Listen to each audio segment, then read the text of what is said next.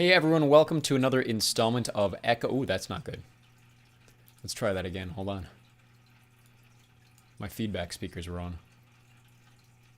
Oh. Is that working now? Perfect. Let's try that again. Hey everyone, welcome to another installment of Echo Wirm Live. This is a bi-weekly live stream that we try to do every other Thursday around about 4 o'clock, 4:30 Eastern time. That way everyone in the United States can kind of get over here from the end of their work / school day, and over in the United Kingdom and Europe, then we get people winding down for the night. It's kind of the perfect time that typically works for everybody. If there is a better time, though, that you think would work for you guys to join the live streams, feel free to let me know in the comments or the live chat below. I'm always curious to get your thoughts on things because I love having as many people in these live chats as possible. If you're here in the live chat or watching after the fact, I do love knowing where you guys are listening in from. I know that's, some people, that's a privacy issue, but if you're interested in sharing where in the world you're listening from, whether that be your country, your state, whatever, and are comfortable doing so, I always love knowing where my demographics are at. So feel free to drop those in the comments or the chat. Otherwise, the way we typically run these streams is we'll go for about an hour, hour and a half, and you guys can drop any questions in the comments that you guys have about me, the channel, or just the books that we cover on the channel. Today, the thumbnail was, of course, Court of the Dead. Court of the Dead is almost entirely out over on YouTube for free members. So if you have not read that book yet, there probably will be spoilers discussed because everything that is available to you for free is already kind of through the main spoilers of the book. So if we want to discuss all the way through Court of the Dead, I am happy to do so. All of that is, of course, supplemented by some pre-prepared questions that you guys have left on Patreon or on Discord or on YouTube in general. We'll go through those as we go along, but feel free to join the live chat and drop any questions or comments that you are curious to ask. Peek behind my camera here, I see a bunch of usuals in the chat. Lord Beta says hi. Joseph Morrill says hello, Mr. Farnsworth. Kylido's Corner says hi, Echo Worm. Matt Sucker says, nice you're in your new place. I haven't been able to make a stream. Yeah, the last couple streams I've done are over on that wall. I have my bookshelf over there. And today I have slowly been working on this fish tank behind me. And I finally put a shrimp in there last week. A little tiny coral banded shrimp that was supposed to clean the tank. He did not survive. Now, we could blame Petco. There's two options. Either it was a salinity issue based on Petco's salinity at their shop, or it was an ammonia issue, which is on my end for potentially overfeeding the shrimp. We're going to figure it out. We're going to get a better filter, and we are going to get this fish tank working so you guys can check out the fish behind me because fish are really cool. But yeah, anyways, this is my new studio. I've been here for about 2 months now. Just Goose says, hello from Michigan. Matt Zucker says San Diego, California. I love San Diego. My wife and I went on our honeymoon there. Joseph Morrill says, question. I'm sure I've asked beforehand, but do you have any plans to read the Dark Tower series? I recently got the whole collection and was wanting a good rendition of the series. Keep up the good work. I believe the Dark Tower series, or at least the one I know of, is a Stephen King property. At the moment, I don't have any plans to read Stephen King. There are a lot of other channels that do Stephen King, if that's something you're interested in checking out. At the moment, because of the workload on the channel, I don't have any plans to read Stephen King at the moment, but that could change in the future. Suzanne William James says, hi from England. Hello. Lord Beta says, what do you think about Apathy and Dolus? Apathy and Dolus. I love Rick Riordan. Add more deities. I kind of agree. So, Apathy and Dolus are two minor gods that were added to Court of the Dead.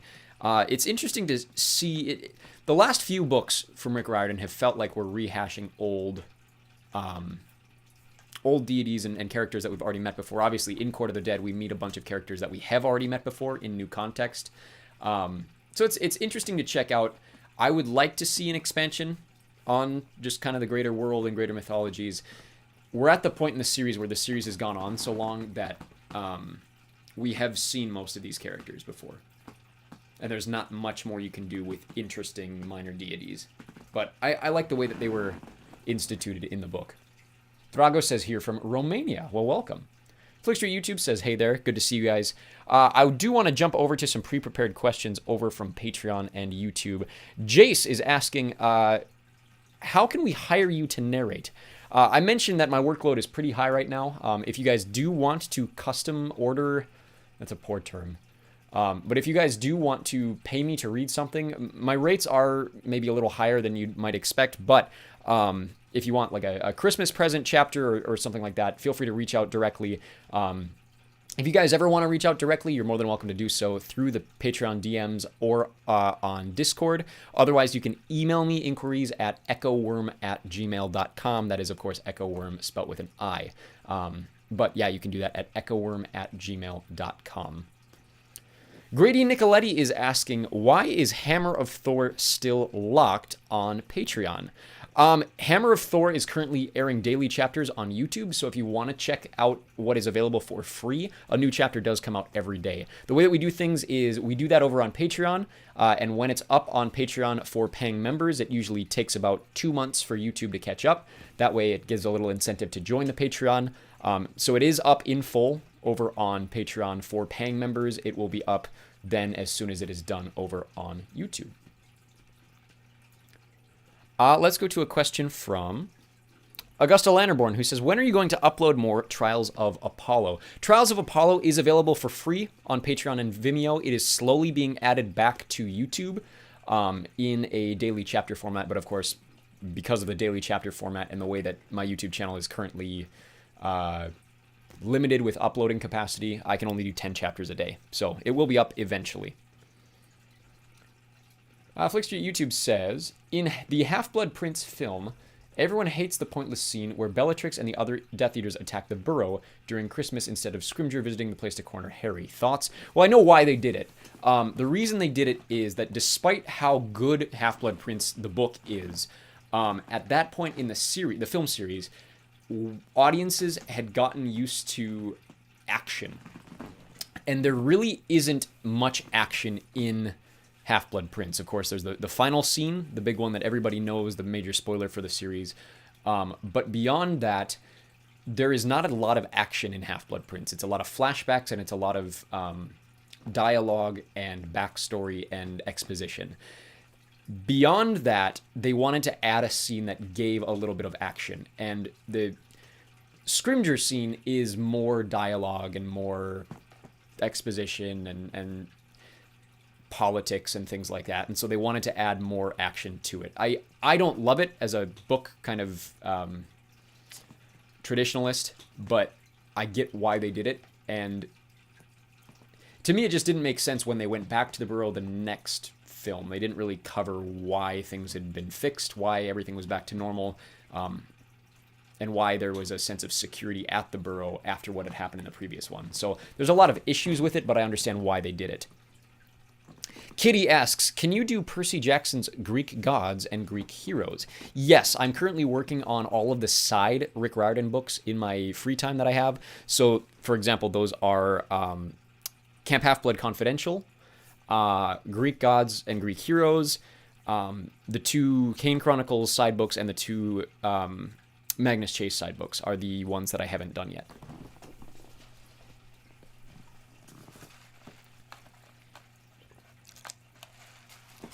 Mary Rogers asks, as I about spill a giant glass of Coke on myself, how long until The Court of the Dead is out?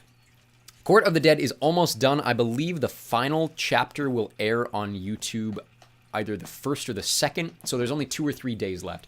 So we're all the way through all of the big plot reveal stuff. So if we want to discuss it here, we absolutely can.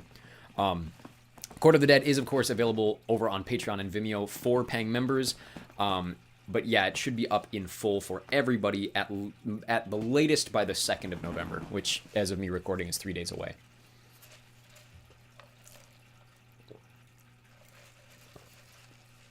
Flickstreet YouTube says, in Half-Blood Prince, the film, I learned that they cut the battle that happens during Dumbledore's death because Steve Kloves thought it was too repetitive given what would happen in Deathly Hallows. Yeah. If you read, in the books, one of the biggest things about it is we don't see it much. It happens, but because of what happens with Dumbledore, Harry doesn't witness it. And so it, in a lot of ways, and one of the big issues was character development with a lot of the characters that were in the battle. That is when we see the the Tonks and Lupin kind of flare up and them eventually get married. We do see them getting married in Deathly Hallows, but it does kind of come out of nowhere.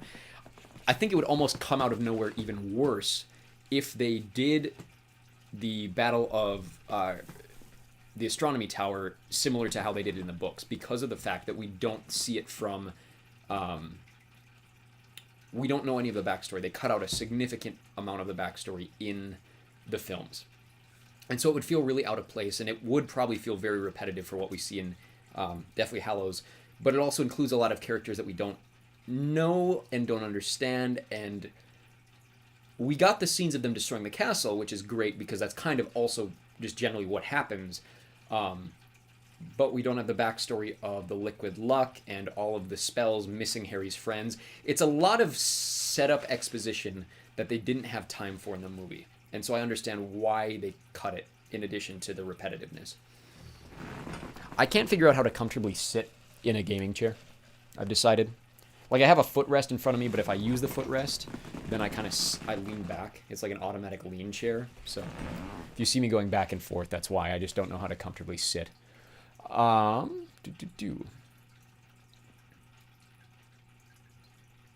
Kylito's Corner says, having a bit of trouble with the first couple of chapters writing my book in terms of pacing. To give as little spoilers as possible, very little of it will take place on Earth. Having difficulty with pacing and deciding on how soon to have every character, or the character, leave Earth in the story. Was thinking in as little as 2 to 4 chapters. What is your advice on that? So I'll tell you what I have done. One of my books that is available on the channel that you guys can read is called Eric Schwabington. And it is very much, pacing-wise, based on Harry Potter. In terms of, it won't have as many chapters as Harry Potter, but the plot beats happen in very similar times in the story. And so the first chapter for Eric Schwabington is him at home on Earth, normal stuff, and you have to have the mystery. The first chapter has to include some kind of mystery, or not necessarily set up for the plot, but something out of the ordinary. So for example, another book is Keeper of the Lost Cities, which takes place kind of on Earth, kind of not. But within the first chapter, we are introduced to just kind of this otherworldly threat, or otherworldly power, or otherworldly change. So depending on how many chapters your book has, I would say at least 2 or 3. They don't necessarily have to be on Earth. For example, my first chapter ends with them leaving Earth.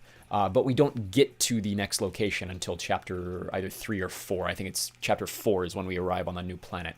So it's setting up the normalcy, it's destroying the normalcy, and then it is setting up the new world, if that makes any sense. Would be my best advice at pacing. Let's see here.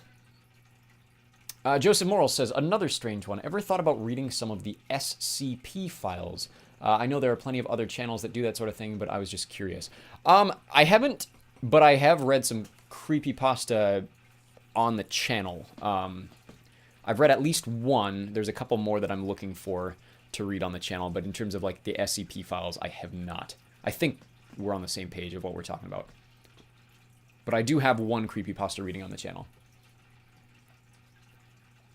Lord Beta asks, what is your overall thoughts on this book? I'm guessing we're talking Court of the Dead. I am enjoying myself. I think it must be stronger than the Sun and the Star book. I mentioned this last live stream. The biggest thing, and part of the enjoyment for me in terms of... See, I told you I can't sit comfortably. Part of the enjoyment for me with this book, but at the same time, longing for something different, is The Sun and the Star felt like a different book. Both were obviously written with a co-author, Mark Oshiro, and Mark's work is felt a lot more, or Mark's input is felt a lot more in The Sun and the Star. It feels like a different type of book than Percy Jackson or Magnus Chase or any of Rick Riordan's other work, because it's written in such a strange way. Court of the Dead loses all of the weirdness that set the Sun and the Star apart. And I think that is to its benefit. It's easier to read than the Son of the Star, or the Sun and the Star. It feels more like a Rick Riordan book. It follows the same plot narrative as every other Rick Riordan book, but it loses the quirkiness and the thing that sets the Sun and the Star apart, which is that nonlinear narrative, which is the flashbacks, which is the emotional trauma. It still exists, the emotional trauma part, in little ways, which is, like I said, to the benefit of regular Percy Jackson fans who just want to read a Percy Jackson book, but is to the detriment of the Sun and the Star felt different. And to me, that was good. It was a weird read, but I enjoyed that it was different from all the other stuff. If you just want like a normal Rick Riordan book, The Court of the Dead is a lot better at making you feel that way. Let's see here. Flick Street YouTube asks, are you a Star Trek fan? I'm very familiar with Sorry, I got distracted by something in the chat here. I'm very familiar with the original series and like the original 6 films. I'm not super familiar with Next Generation, believe it or not. And I have seen all of the J.J. Abrams trilogy, but I don't know anything beyond original show in terms of show type stuff. Let's see here. TrueChief15 says, what is your favorite NFL team? I am a Green Bay Packers fan. Most of my sports teams come from Wisconsin.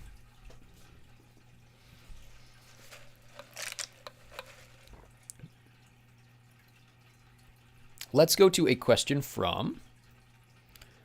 Lost my spot here.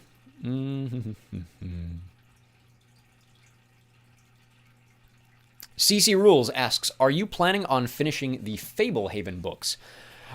Yes, but they're coming very, very slowly. I, at the moment, am working on the 3rd one, which I always space out the title of. It is called...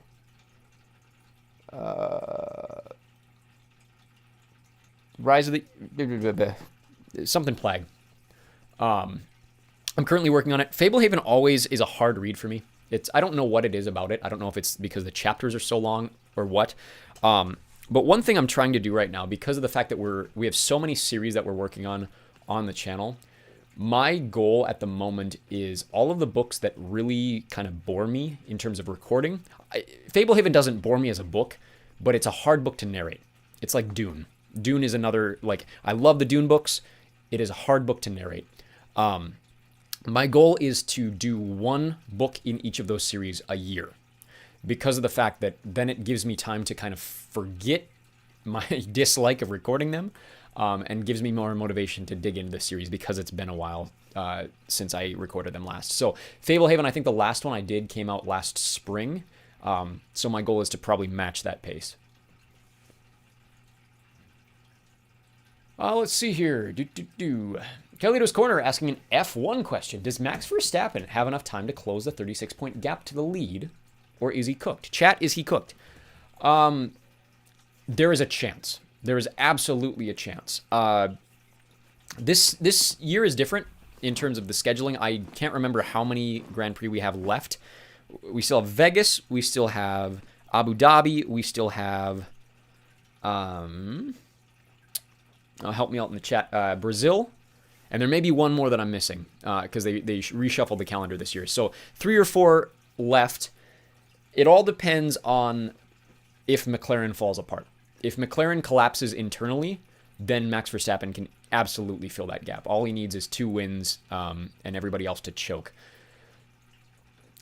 I am pulling for Oscar. I like Oscar better than any of the contenders that are still in the race. But yeah, obviously Lando's in front at the moment.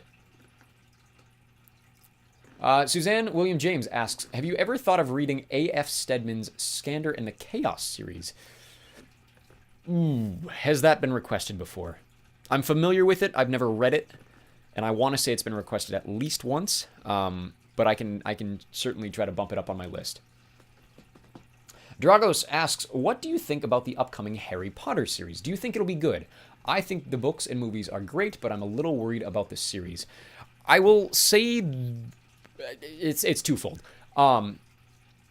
Everything that I've seen about this series in terms of what it looks like as they're filming it, their plans for it, their intentions for it, plot-wise and season-wise and production schedule-wise, I am more excited about than you can possibly imagine.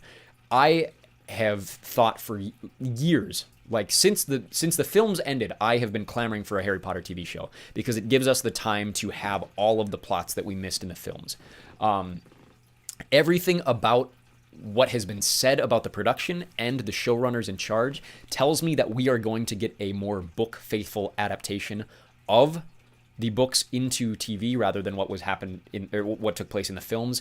There are two major concerns that I have, both having to do with casting. One has been obviously confirmed, the other one has not been confirmed yet, but it is heavily speculated.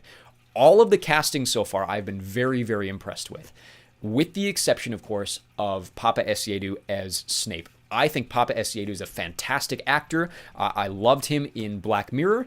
But the connotations with Snape's character and the way... So, a billion people have done video essays on this.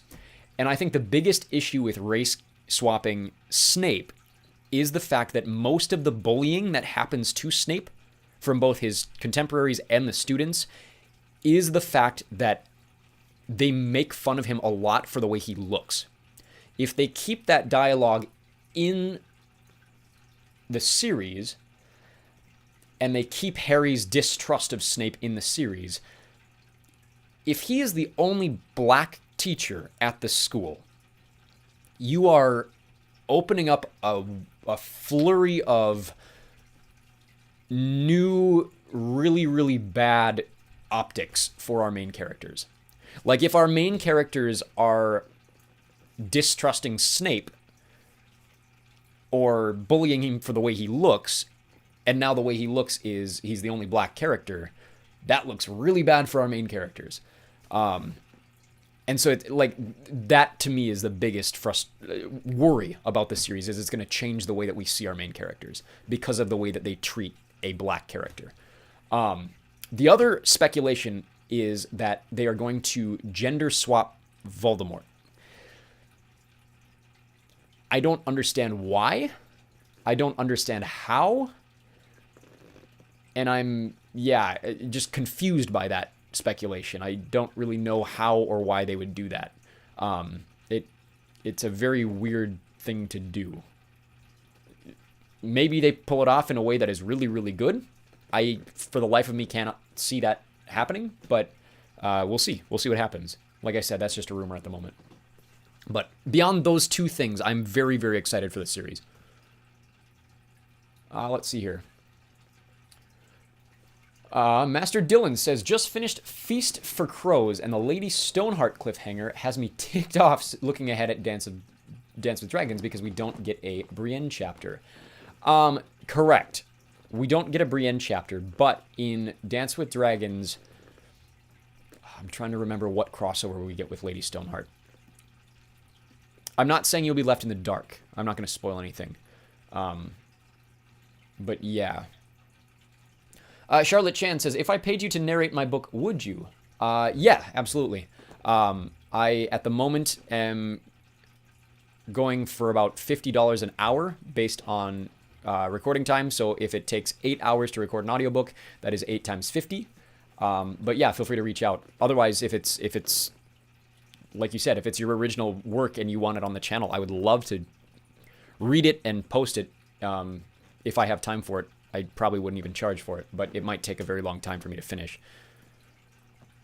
Kim Chong says, hey man, just stopping in to say I love the radiation effect so far. How much further have you started writing than your uploads? Right now, I am a chapter in advance of what is up on Patreon for both the radiation effect and Eric Schwabington. So I have tried to commit to a one chapter every 2 weeks for each of these books, which means that 1 week I release an Eric Schwabington chapter. 1 week I release a Radiation Effect chapter. That will, of course, be dependent on what is happening in my own personal life and outside of YouTube, that sort of thing. There will be weeks where I don't get a chapter done. This week might be one of them. But beyond that, I am currently almost finished with chapter 5 of the Radiation Effect, and I will then be working on chapter 6 of Eric Schwabington. I do have another question from you, Gim Chong. You asked on the channel, and I wanted to share it here. What made you decide to change Jordan's name? Also, how set in stone are things that you've already recorded? And I think I gave this answer on YouTube, but I like repeating these questions on live streams. The decision to change Jordan's name, I have a friend named Jordan, and if you have read The Radiation Effect, you'll be aware of what happens to Jordan. The same thing happened to my friend very recently, and in a very, very very, very similar way. So it was one of those things. It's such an odd coincidence and so personal to my normal life that I didn't want to keep that coincidence in the book. So I decided to change Jordan's name based on something that actually happened. So yeah, a very weird coincidence. And when it happened, I was like, oh, did I write that into existence? But yeah, so Jordan's name going forward, it could change. Like you asked, how set in stone are the things that you've already recorded? The recordings are just a first draft. So there are already things that I'm changing about my edited draft that is going to a formal editor and publisher from the Radiation Effect, but everything that is on YouTube is just a rough draft. Plot lines probably won't change. Character deaths and character decisions and things like that, but little dialogue things or maybe descriptions that I feel like maybe shouldn't stay in the book, I may change. Let's see here. Let's go to a question from Pepper Garcia, who asks, what is your upload schedule for new chapters? We do 1 chapter a day on each of the channels that it is related to. So, for example, on Echo Worm Rick Riordan, we are currently working our way through the Hammer of Thor, 1 chapter a day around 11 o'clock Eastern time in the morning. And then right now, our other channel that is active is spacing out here. I believe Echo Worm Maze Runner. No, we are... Yeah, Echo Worm Maze Runner starts tomorrow, I believe. We're doing the Scorch Trials, which is already available over on Patreon, but it'll be free. Gim Chung says, it's hard to believe I'm so hooked on a rough draft of a book. Well, thank you very much. That really does mean a lot to me. And you're not the only one to tell me that, and I'm not saying that to toot my own horn. I'm saying that to tell you that there is a community of people who really have seemed to connect with the book so far. And if it's something you're interested in joining, over on our Discord server, which you can find a link to in the channel bio, if Discord is something that you're interested in joining, we do have fairly active conversations specifically on the Radiation Effect, where when a new chapter comes out, people discuss it and go through it. And there's a bunch of weird theories over there, and people are really obsessed with certain characters. So if that's something you're interested in joining, feel free to check out the Discord link, like I said, in the channel bio. Disciples asks, I don't remember, did Nico see his father in his Roman aspect, or... is it like if you're a Greek demigod, you only see your parents in Greek aspect, and if you're a Roman demigod, you only see them Roman? In Court of the Dead, I believe he only sees him in the Greek form. An example of seeing your father in a different form has happened, and I believe Nico has seen his father as Pluto. It's not one of those things, like you said, where if you're Greek, then you only see them as Greek. It's how they appear. I believe Nico has seen his father as Pluto. I couldn't tell you when that happens. But for example, Jason has seen his father as both Zeus and Jupiter.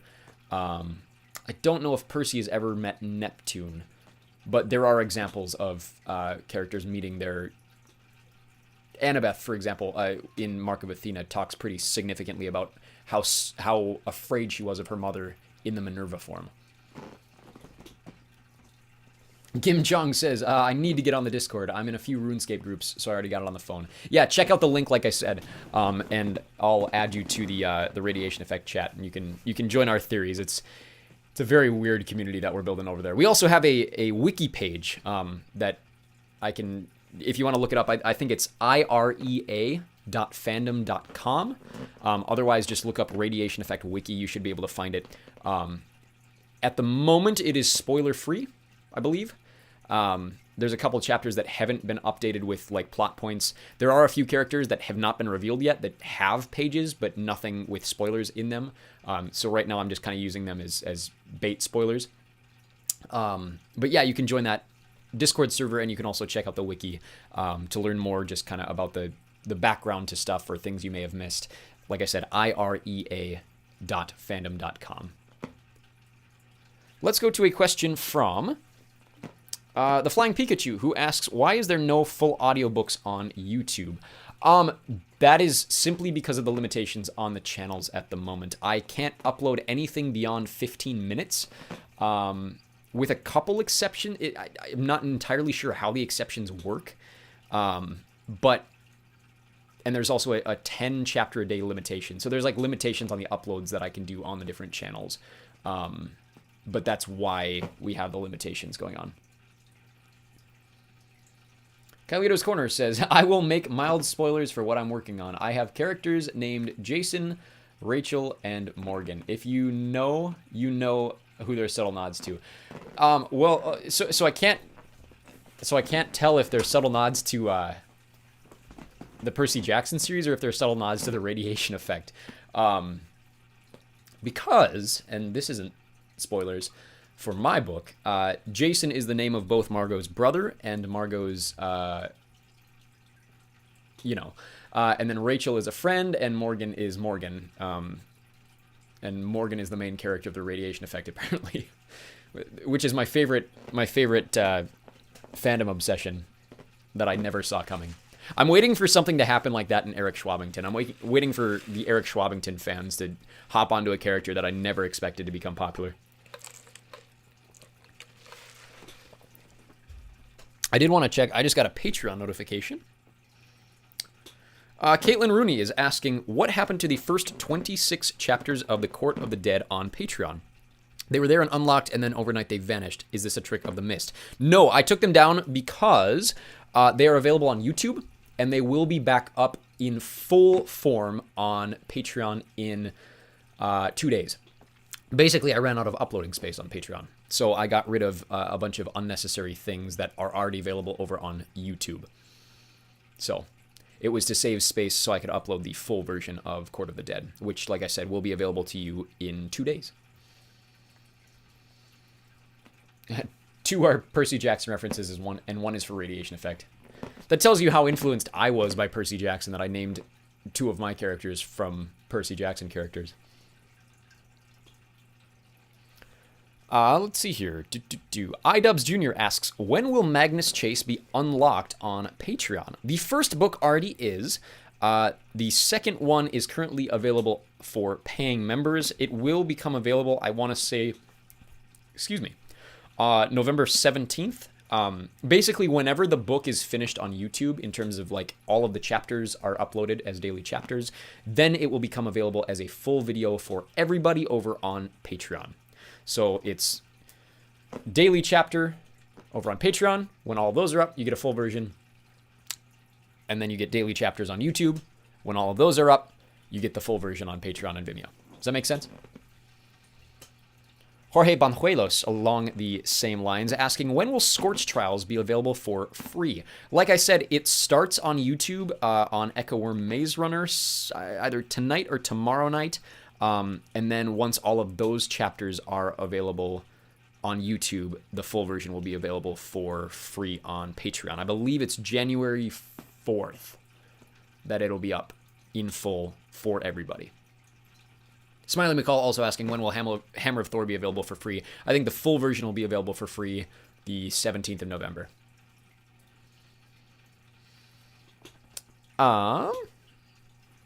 Alyssa asking, will you finish the A Song of Ice and Fire books? We will see. I'll make you this promise. When George R.R. Martin finishes The Winds of Winter, I will give you one chapter of that book every single day. I've already given you 3 chapters of The Winds of Winter. But in terms of the full series, I am doing the best I can. There are a lot of books that I'm trying to read for you guys, and I can't get to all of them, and I also have limited time. I do not do this as a full-time job. I have mentioned before, I do in fact have a full-time job outside of this, and I also have a wife and 2 children. Carlito's Corner asking about my fish tank. Did you end up getting clownfish, or did you start out with something else first? I started out with a coral shrimp, and the coral shrimp died. And I'm still not entirely sure what happened. There are 2 possibilities. The first one is that my salinity was what it was supposed to be, and Petco had a salinity issue, which they did warn me about, and the shrimp did not acclimate to my water in an appropriate time period, meaning that basically he exploded from the inside. If you know about how salinity works in fish, he basically got overhydrated, even though my water was supposed to be what it was supposed to be, and then he either overhydrated and died, or I overfed him and the ammonia filter did not do its job and he was poisoned. Basically, I had a shrimp for 2 days, he died, and now I'm trying to figure out how to fix that so that I don't have dead clownfish, because my son would be devastated if he saw dead clownfish. So the plan was to get clownfish this week. Given what happened to the shrimp, we are going to buy a bigger tank filter. You can obviously hear the one going behind me at the moment. I'm going to get a full tank filter that cycles the water out a lot faster, which means that it is a lot cleaner. And then we will see if the next shrimp survives. The first one was named Charles I, which appropriately means that he died, if you're familiar with English history. And the second one will be Charles II, and we'll see what happens to Charles II.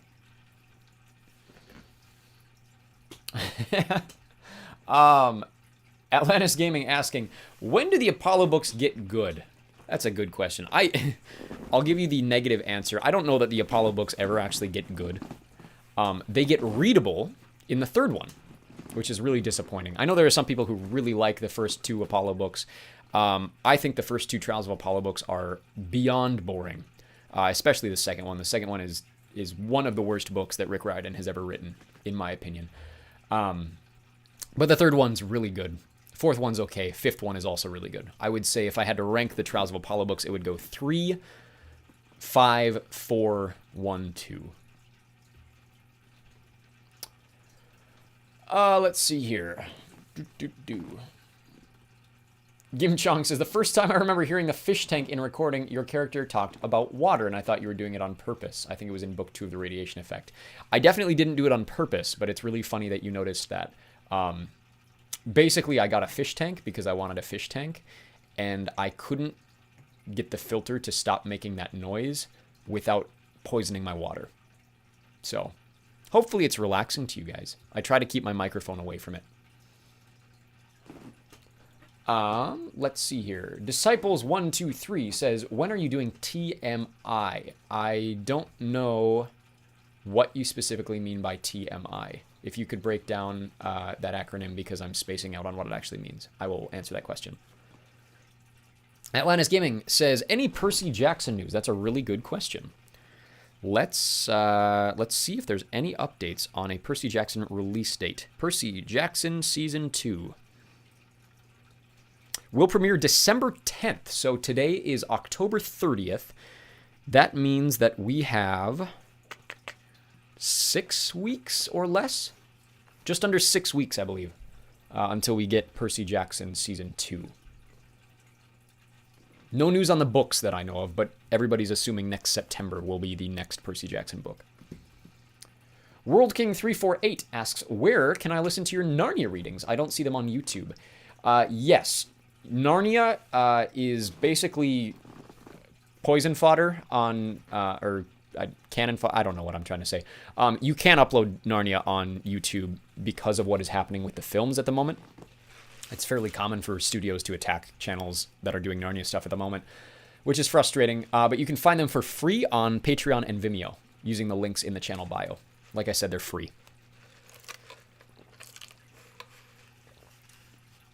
Kyledo's Corner says, I kept forgetting what year the radiation effect was supposed to be based in. Somehow I kept thinking it was earlier than the 2010s until you name dropped Obama and then Hillary Clinton in book 2. Yeah. So the first book takes place, it starts in the fall of 2014. So it'll be a 7-book series that roughly take place between 2014 and 2021. Obviously set in a world that is not necessarily accurate to what happens in ours, but with a lot of crossovers. So obviously the American president in the first 2 books is Barack Obama. There in chapter 5 will be references to, like you said, chapter 4 has a reference to Hillary Clinton's presidential campaign. Chapter 5 will have references to Donald Trump and Ted Cruz. I'm going to try to stay away from the deep politics of the actual real world. I don't want to turn readers off too much, but it exists within that world. So like I said, 2014 to about 2021. So the second book is fall of 2015 into the spring of 2016. The third chapter will, of course, or the third book will be around the 2016 election. Will I make a Harambe reference? That is a really good question. Probably. Kim Chung says, by the way, I'm a Seahawks fan, and you broke my heart twice with the Tom Brady Super Bowl. I said Packers. Yeah, I'm a Green Bay Packers fan, so I'm not a Patriots fan. Let's go to a question from Orkar asking, why do you pronounce vaguely the way you do? I think... So I normally pronounce it vaguely, which is kind of like a short E-H kind of, and that's just a regional accent. I come from near the border with Canada. I have a pretty significant northern accent. I've spent a lot of time in Canada. I'm very familiar with the Vancouver accent because of my favorite hockey team is the Vancouver Canucks. So when it comes to like Frank, my Frank voice is a Ray Ferraro impression. If any of you are familiar with hockey and know who Ray Ferraro is, that is where that voice comes from. It's a Ray Ferraro impression. He's from rural British Columbia. But I think I don't think I mispronounced it. I think I overextended my accent when I said the word vaguely in The Son of Neptune. And people seem to hop on that all the time. I don't know what I said, but apparently some people think I said vaguely, which I doubt, but it may have been where my mouth was around the microphone. I have no idea. Atlantis Gaming says, are they still filming season 3? Good question. I don't know if they've stopped. I know they've started filming season 3. I don't know if that's completed yet. My guess is probably not. If they have recorded all of the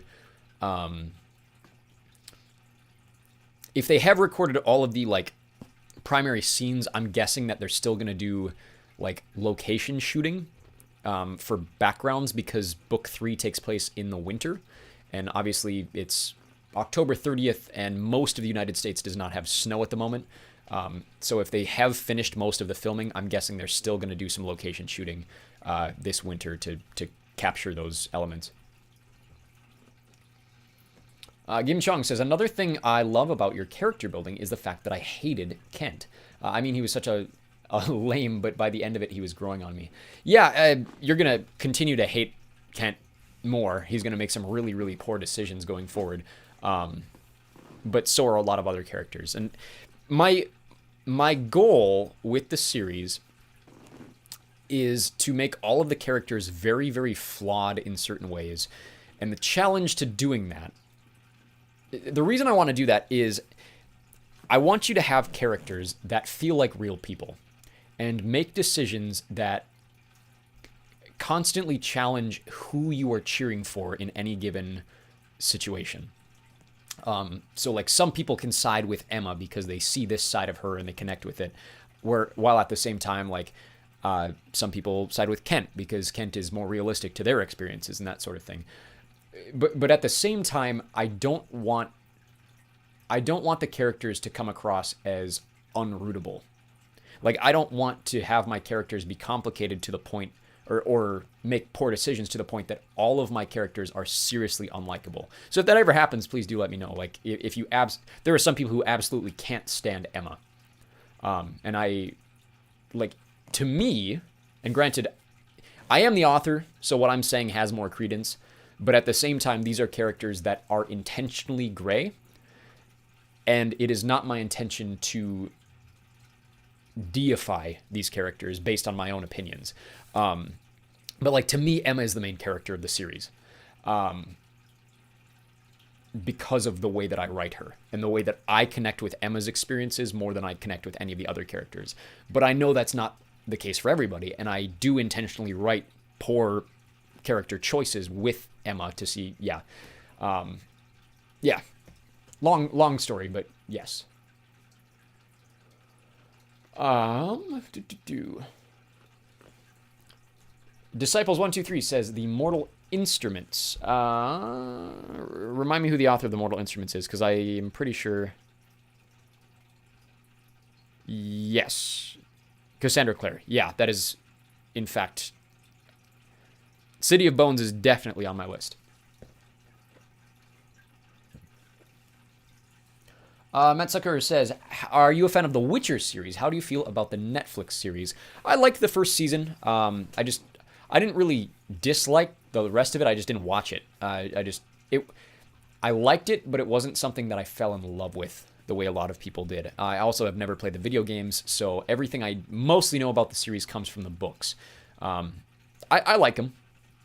There's a lot of things that every time I read it, I'm like, oh, wow, okay. But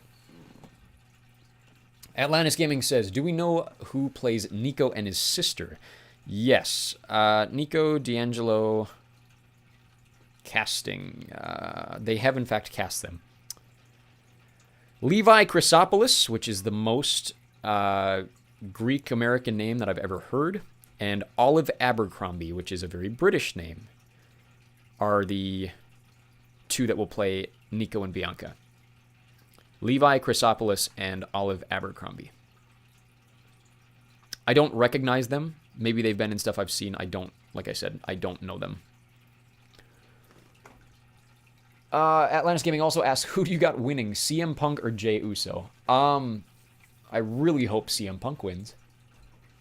I'm a little past the main event Jey Uso gimmick. I'm just a little bored by it. But World King asks, do you do writing/reading full-time, or do you have a day job? I wish I did writing full-time. I do, in fact, have a day job. I do enjoy my job a lot. Don't get me wrong. I love what I do. Very likely wouldn't change it for the world. But I do also really like writing and wish I had more time for it. I wish there were 40 hours in a day. Because I love everything I do in my free time, and I never feel like there's enough free time to do all the things that I want to do. Disciples123 says, I'm a Buccaneers fan. We are killing it right now. Well, you're not first in the NFC. That title belongs to a certain team from Wisconsin. But, yeah, you're doing all right.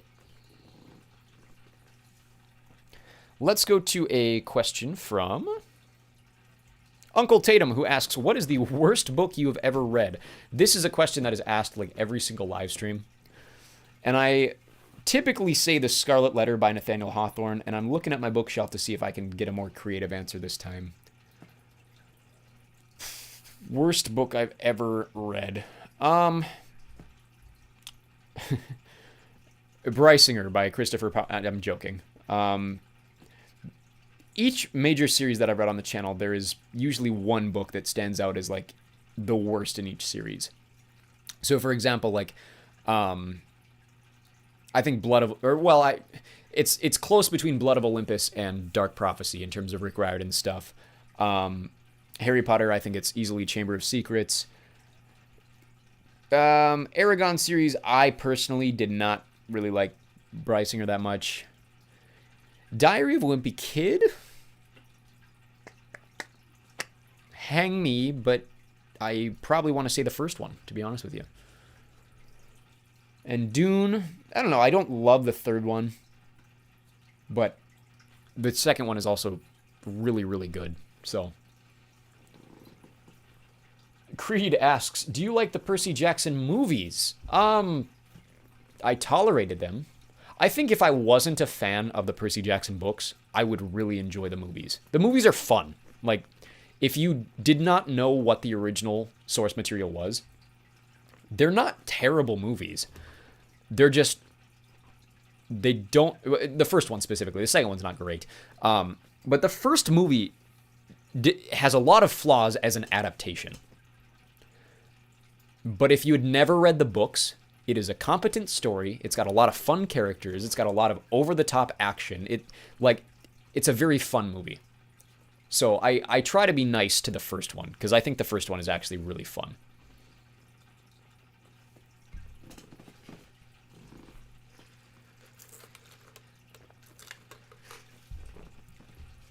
Atlantis Gaming says, what Greek mythology monster should get a Pokemon based on Greek mythology? I don't know recent Pokemon well enough to know if this has actually happened already.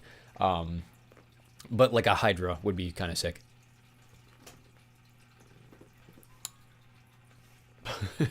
my son must be playing basketball outside my door because I just heard screaming. Matt Sucker says, have you ever told us the band you're in? Unless I'm remembering wrong. I remember you're a musician and a DJ. Yeah, the band I'm in is called Pando, which is Panda with an O instead of an A at the end. In order to probably find it easiest, if you look up Poseidon by Pando and find an album cover that looks like this behind me, like a big blue wave, that is our most recent album. You can check it out anywhere you get your music. Spotify, Apple Music, Amazon.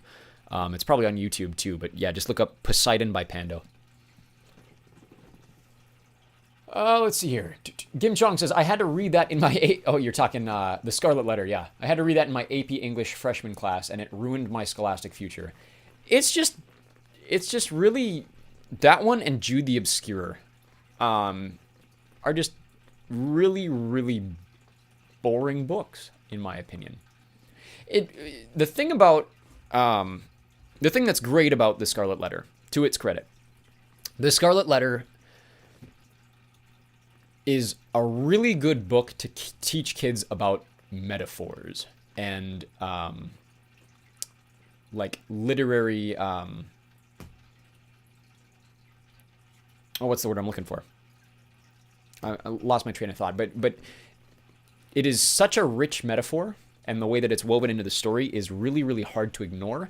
The problem with that is now 10 years removed from high school, I look at every time I see a rose bush, and anytime I read it, I go, okay, yes, I get it. I understand what you're trying to say. But as a high schooler, like, that book made metaphor make sense to me in an obvious way. But as I look at it now, it's like, okay, that's so over the top, I just don't care. Matt Sucker says, have you ever considered reading Dr. Seuss books? I'm sure there'd be tons of kids who'd love that. Yeah, I have before. I used to have a channel called Echo Worm Kids, and I still have a bunch of my Magic Treehouse readings up. I just don't get requested to do kids books a lot, for better or worse. I'd probably enjoy it, but the thing about narrating kids books, especially on YouTube, is it would take a lot more editing because you'd probably want to put the pictures in there. Which I probably will do with a couple of books. I am intending sometime on finishing my edit of The Regenbogenfisch, or you guys probably know it as The Rainbow Fish. The original version is in German, and I have recorded it in German, but I have not put together the slides of the pages yet, just because I haven't had time to do editing. Most of my editing time right now is cutting chapters from books that I didn't pre-save the chapters to of my own works. That's why Trials of Apollo is taking forever to come up, because I got to chop books apart.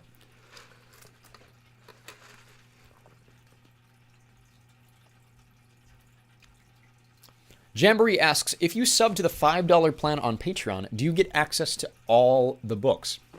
Yes, you do, in fact. Nothing that I have on Patreon will ever not be available for free eventually. It just is a matter of when. It's usually a month to 2 months that there's like an incentive barrier between the paying stuff on Patreon and when it comes out for free. But yes, if you sub to the $5 plan, that gets you everything on the channel. The other tiers get you things like your name in the credits at the end of every chapter, and then like my $25 a month or more tier is a book club. So if you have $25 a month to spend on Patreon, it's basically like joining the $5 plan and getting everything, and then you also pay for a book every month. So for $25 a month, I send you a free book. So for example, that is a great segue into thanking my members over on Patreon.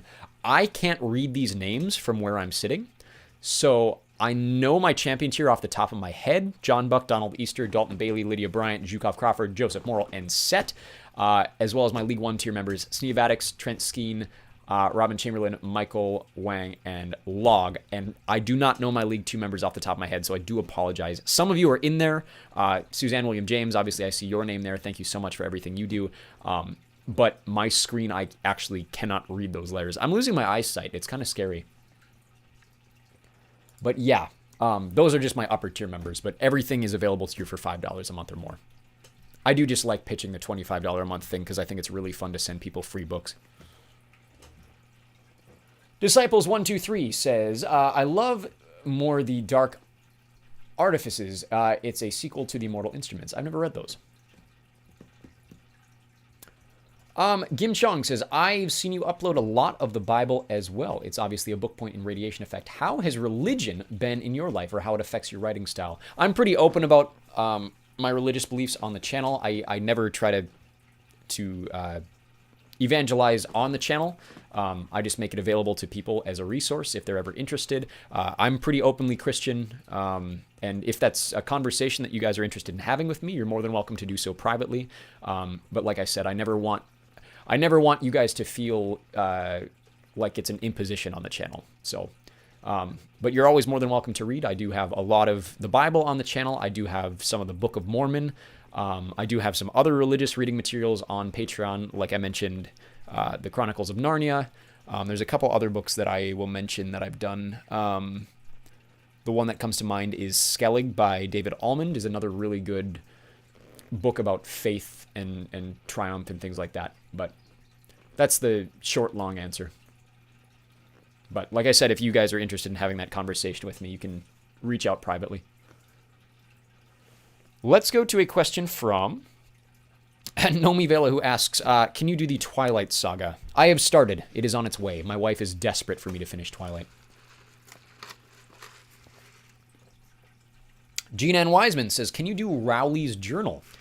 Probably. My Diary of Wimpy Kid readings have been fairly popular. I still have yet to finish book 7? 8?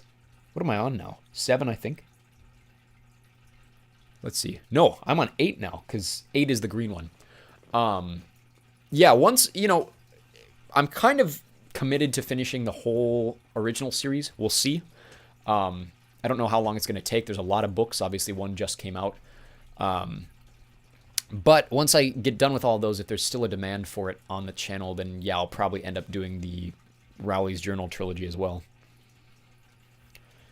Dangster Paws asks, what is your Patreon? My Patreon is patreon.com/EchoWorm. That is worm spelt with an I.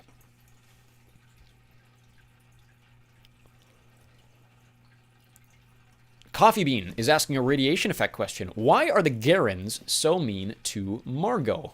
Good question. It's a major spoiler, and I don't want to spoil it necessarily, but there's a lot of hints, especially in this second book. We have already seen a lot of hints in chapter 3. Andrea is asking, what is your timeline for the rest of the Maze Runner series? My plan for the rest of the Maze Runner series, so follow me from a Patreon perspective. Over on Patreon, we just finished Scorch Trials, which is the second book in the Maze Runner series. After Scorch Trials, tonight we are starting Allegiant, which is the third and final book in the Divergent series. Once we're done with the Divergent series, we will do the last book in the Aragon series, which is called Inheritance. And after that, then we will do the third and final of the original books in the Maze Runner series, which is called The Death Cure, I believe. Eventually, I'll probably do the prequels. I don't know when I will get to them. Feel free to keep asking questions in the chat. Otherwise, I'll go through some more of my pre-prepared questions. And if there's nothing else, we'll probably wrap things up in about 15 minutes or so. I did want to go through over on Discord and see if I missed anything. No, but Evil Pugman sent a picture of a cat. So if you want to see a picture of a cat, feel free to join the Discord using the link in the channel bio. How about over on YouTube? At the moment, no. I do love hearing your guys' comments over on YouTube. I really appreciate everything that you guys have been saying, especially with the new channels. There's been a lot of really cool stuff. Noel Stargazer says, when are you releasing the other chapters of The Sun and the Star?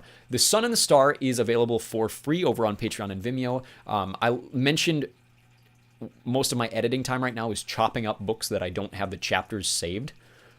So what I mean by that is, like, when I record a book, I usually do it chapter by chapter. And before my original channel was tossed, I didn't save the individual recordings per chapter. I usually just saved the full versions and uploaded them to my private backup server. The downside of that is now that I'm uploading daily chapters, I don't have chapter saves for those books that I didn't save the full chapter or the individual chapters for. So Trials of Apollo is one of those books, and so is The Sun and the Star. So what I have to do is take my full versions with all of the chapters and crop them into little... It's very time consuming and it sucks. But yeah, that's why it's taking forever to upload those. But hopefully tonight I will have more of The Sun and the Star available for you. Atlantis Gaming says, any Percy Jackson references in your books? No. There's definitely, like, you can see where I got inspiration for things from the Percy Jackson books. But no references. My books are a little more mature, for lack of a better term, than like the Percy Jackson books are. So there's less, specifically in the Radiation Effect, there's a lot less like references to other things or materials, or there's references to what's happening in the world at the time. But at the time, you know, these kids probably wouldn't be reading, you know, they're freshmen, sophomores in high school. They're probably not reading Heroes of Olympus anymore. That's kind of when I stopped reading, so. Diz says, do you think Toronto can wrap up the World Series, or the Dodgers are too much over the next two games? Well, if the Dodgers look as bad as they did in games 4 and 5, then I think Toronto can easily win game 6 and win the World Series. I'd be shocked if the Dodgers ended up coming back in 7. I think it's very likely that it does go to a 7th game, but I think Toronto does overcome in 7. We'll see what happens, though. I think Toronto looks like a very strong team. How does it feel to cheer for the worst team in MLS? It feels pretty good. This is like, I want to say in the last 5 seasons, DC has been at the literal bottom twice and very near the bottom in 2 of those other seasons. Last year, they almost, like they were, did they make the play-in game and then lose it? I can't remember. They were either 9th or 10th in the East last year and almost made the playoffs. But 4 of the other 5 seasons, it has literally been twice at the literal bottom of the table and 2 other times at like 3rd or 4th from the bottom. So yeah, it feels pretty good. I'm desperate for new ownership. Calito's Corner says, I recently listened to your Artemis Fowl books and I really dug it. How many more books are in the series and are more coming in the future? I want to say there are either 11 or 12 books in total. The Artemis Fowl series is split in 2. So, those of you who are more familiar with the series can correct me. I want to say there's 6 books in the original Artemis Fowl series, and then something major happens in the 6th book that changes the main character dynamic and also affects who is narrating the rest of the series. And I'm not going to spoil that necessarily. You can look it up. It's very easy to find what happens. But after that, like 6th book, then there's, I think, 5 more, which are in the same series, but are written from a dual perspective. So I want to say there's like 11 or 12 total books. But yeah, Artemis Fowl, the first 2 books are up on Patreon and Vimeo. Eventually, I'm hoping to bring them back to YouTube, but I don't have any plans at the moment.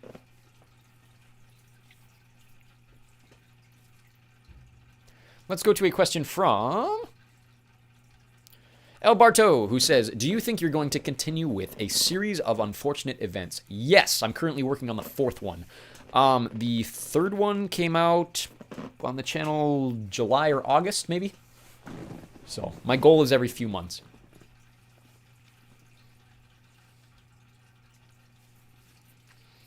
Will Pompeo asks, what happened to your Magnus Chase readings? All of Magnus Chase should be available to you over on Echo Worm Rick Riordan. You should be able to find the entire first book as well as like the first 17 or so chapters of the second book. Second book is available in full for members over on Patreon. We're currently like through 7 or 8 chapters of 10 chapters of book 3. And like I said, that's about a month or 2 in advance of YouTube. So you can check that out if you're interested. Do check in Patreon for some more questions here.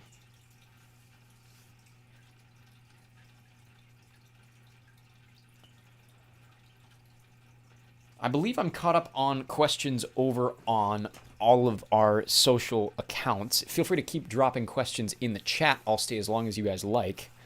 Gage Flores is asking about Artemis Fowl. Can you please do more Aragon and Artemis Fowl when you have the chance? Yeah, I mentioned my schedule for at least the original 4 books for Aragon. I've already done the first 3. I have no idea when I'm going to get to the 5th book. 5th book came out last year.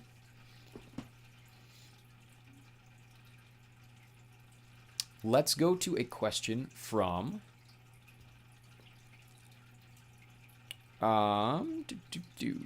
Freedom Eiley asks, can you do the Jurassic Park books? This has been asked quite a few times. I don't have any intention of doing them. I've also never read them, so I'm not super familiar with them. I know the first book is fairly well received. Obviously, it was made into a film, but I don't know. That's a good question.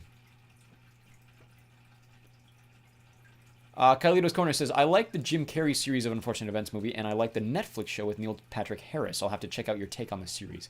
Yeah, I'm through the first 3 of them, so feel free to check those out if you're interested. Atlantis Gaming asks, who should the War Game match be? Good question. If you had asked me that before Rollins got injured, I would say I would have probably said the Bloodline versus the Vision somehow. That's very obviously not going to be the case, but I genuinely don't know. Be interested to see what they put together. It's not as obvious a story as it has been in previous years, but most of that is due to unfortunate injuries.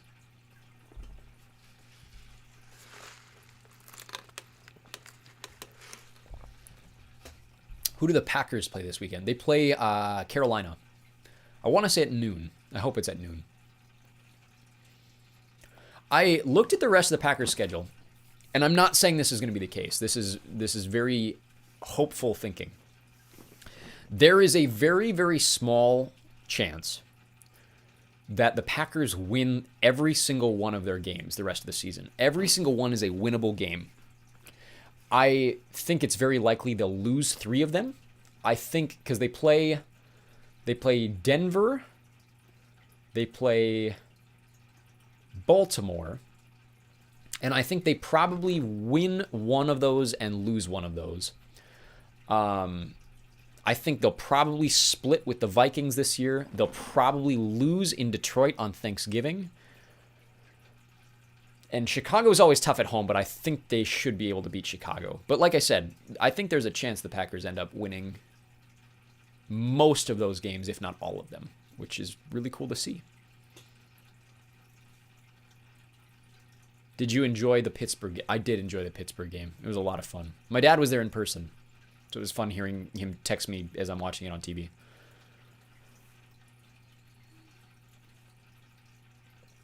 Any other questions you guys have as we wrap up today's live stream? Otherwise, we typically do these every 2 weeks. So 2 weeks from today, I believe, is the 13th of November. We'll plan for that. There's a chance that that does get delayed to the 20th. But yeah, we'll see what happens. 20th is probably the better option because then we can take the following week off for Thanksgiving. If you're an American, of course, in Canada, you've already had yours. But that's kind of what I'm looking for in terms of uploading schedule. Every Thursday for the most part. This week is probably the exception. I'm going to try to continue doing one chapter a week of Radiation Effect mixed with Eric Schwabington. So feel free to, like I said, join the Discord.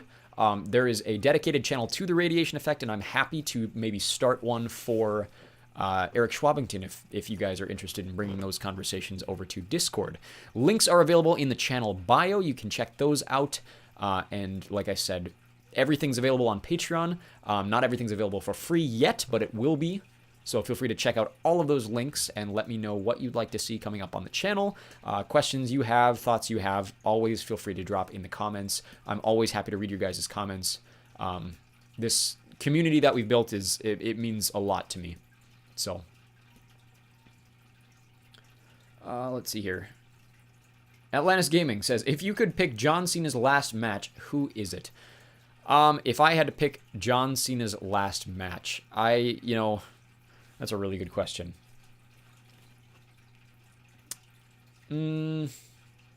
Edge.